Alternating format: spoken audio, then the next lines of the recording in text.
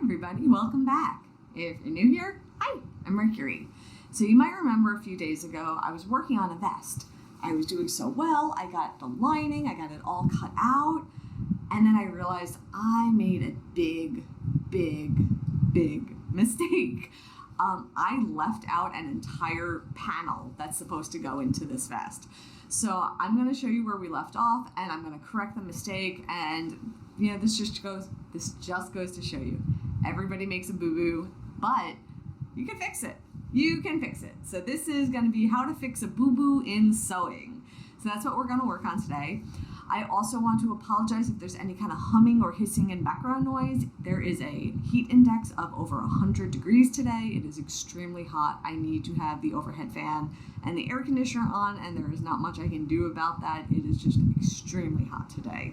So if there's any weird background noise that's not normally here, I do apologize for that. But let's get to this. So let's do a brief catch up on where we left off. So this is a Simplicity pattern 4079 for a vest. I was able to, this is the back panel, side front, and similarly on this side. It's a mirror image of itself. So I had all this cut out. I put it all together. I was going to go invert it, and I was realizing it didn't quite fit me correctly. And I went over to the table, and this piece of both lining and fabric was still sitting there. So what happened was the side back panel, which is the piece that is supposed to connect to this and this on each side respectively, I left it out. So what I have to do is I have to pull this seam apart, and then maybe the bottom stitch over here I might have to break open a little bit, maybe not all the way. But this is the seam, and this is the seam that have to get opened to insert the missing panels, both front and back. So that is what I'm going to do. So because boo-boos happen and that's a thing, there's a tool for that. This is either, some people call it a seam ripper, others call it a stitch ripper. Either way, it's the same principle. So we have this little tool. Let me see if it'll focus. So it's like a little kind of a pointy thing. And we just basically use that. We insert that into the stitch we want to remove, and it's sharp enough to break the thread. It's not super sharp, but it's sharp enough to break the thread. And we literally rip that stitch out. So that's exactly what I'm gonna do. So they say measure twice, cut once. Instead of measuring, I'm double checking. So it's side back. This is going to connect here and here. So it's this stitch, front and back, that have to come out. Yes, I'm very sure that this is what I need to do.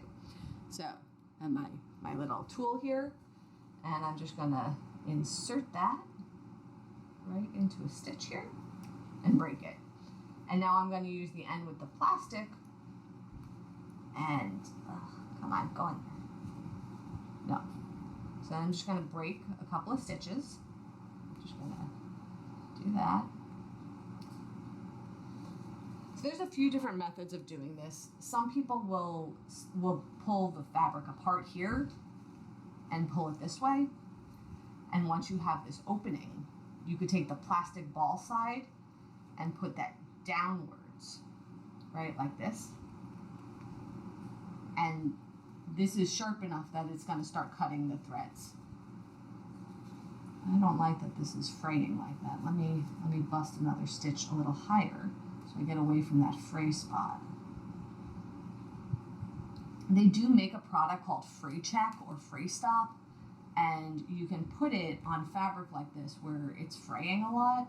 But the problem with the Fray Check, it makes the fabric kind of crunchy. It will give it like a very firm feel to it, almost like putting clear nail polish on fabric.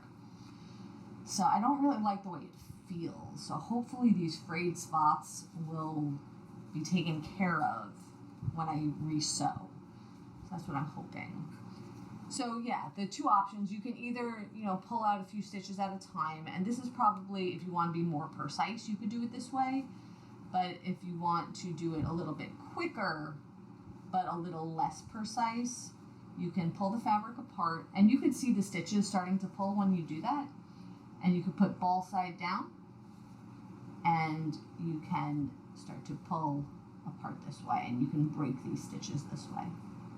So I'm going to sit here, I'm going to keep pulling it apart. I'll be right back with you once I have it separated. So I got a better tension and better ability to do what I was trying to show before, so I wanted to just go back and show you. So I'm separating these two pieces right now, and I have a little bit of the threads I'm taking out right here showing. So with the ball side down from the stitch ripper, I'm kind of putting tension as I pull this apart, and I'm just kind of poking on it, and they pull apart. And then I'm poking at it, and just at the stitches, right? You don't want to poke at the fabric, just at the stitches. The reason why I say slowly and carefully, in my earlier sewing days, I was not slow and careful about removing stitches, and with the pointy part of the stitch ripper, poked holes directly in the fabric in places that would be very visible, and basically had to scrap projects because I was a little too overzealous with the stitch ripping. So take your time, slowly, carefully. You'll get the stitches out. You'll get there. Progress. So I have it separated. So this is the back pieces, and then the lining section of the fabric will get connected. And then this is like one of the bat fabrics, so the bat will connect to the bats. So what I'm going to do now is I'm going to pin these missing pieces into place and get this corrected. So may the pinning commence. So I have the correct piece, because you have to remember there's two of them. They're mirror images of each other. So I have the correct one, and I pulled out the lining that's going to go on the other side, and they're facing the same way because it's going to be right side to right side. So this is correct. So I'm putting that aside so I know I have it there. So now I'm going to pin this to the bat piece here.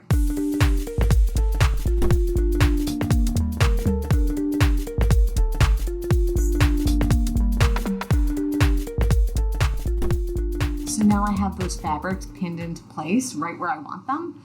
So it's not fully closed. So I have the front side and the lining side pinned into place, but I don't have them connected to the back yet. So I'm going to sew these into place. So it's 4 seams that I'm going to create: front side, back side, left and right. And then I'm going to come back, I'm going to pin it into place for attaching it to the back. Then we'll be back on track. So let's go to the sewing machine. And again, as a reminder, when I sew in safety goggles, because flying pins are no fun. And you know, better to have safety goggles and be safe than not safety goggles and be injured. So safety goggles. Okay, my sewing machine is already threaded up, so let's start putting these back together.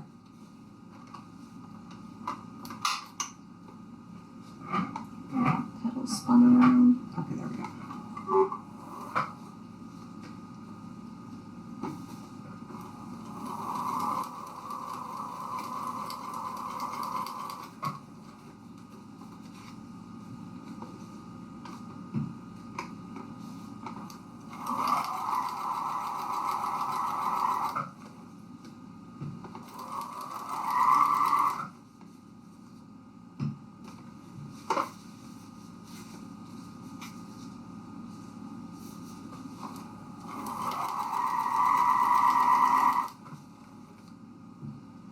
Okay, that step is accomplished. Now we're going back to pinning the side pieces that I just added to the back pieces that were existing, and that should close off the situation here.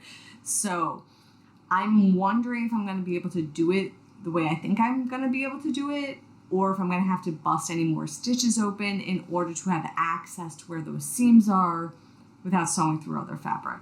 So this might be a little trial and error in the fixing process, but we're going to start pinning and seeing how things are lining up. So I have it all lined up now. So this is the back. These are the sides that need to get attached now. This is the front. This is the pieces with the interfacing over here. So these are the stiff front pieces. So what I need to do is flip that over and see where this lines up to the lining piece and this lines up to the top piece, and pin those together on both sides, both the left and the right. Hopefully, what I'm thinking, I don't think I'm gonna need to break any more seams, because these will get sewed like this, and this will be the flat piece I'm working on. So I don't think I need to break any more seams for access reasons. So I think I should be okay. We are back at the sewing machine. I have those 4 panels pinned into place with the back, and we are going to attach those now. I think I got it. I think it works.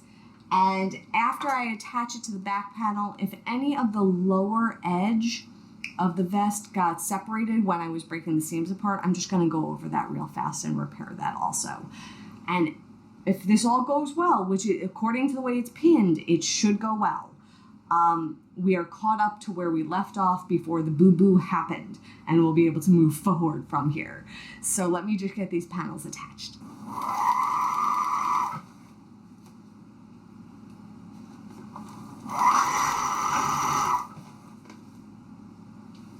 I think I did it. I think I'm in good shape. It looks good from the inside out. So let's test it and invert it and see if we are actually in good shape. I'm just reaching all the way in and just pulling it through. So let's see.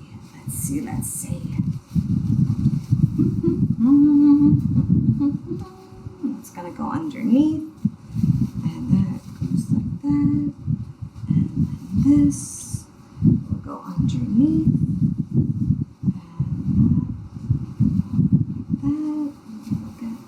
Okay.